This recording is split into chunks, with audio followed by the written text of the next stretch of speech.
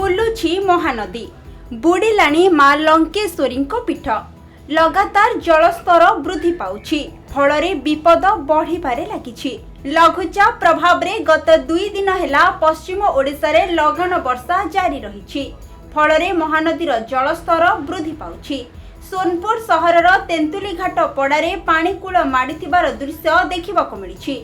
बढ़ी पानी आसुथिबा जोगु माछ धराली माने महानदी को जाई पारुनांती। 2 दिन हेला माछ धरा बंद रहिथिबा सेमाने सूचना दैछंती। सेही भली तेंतुली घाट ठारे मां लंकेश्वरी महा आलती करा जाउथिबा बेले आलती मंडप मध्य पोड़ी रहिछि जहा फलरे आलती बंद रहिछि।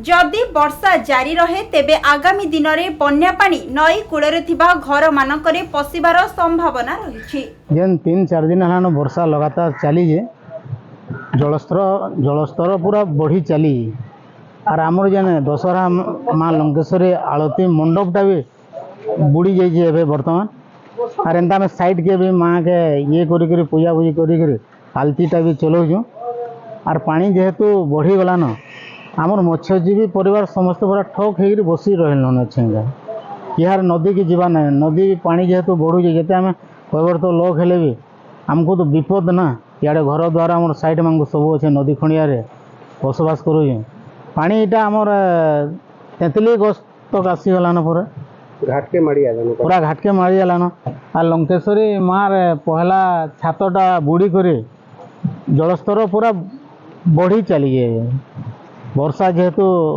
दिल्ली चलुजे। सुवर्णपुर बीरेन नाक रिपोर्ट खबर ओडिशा।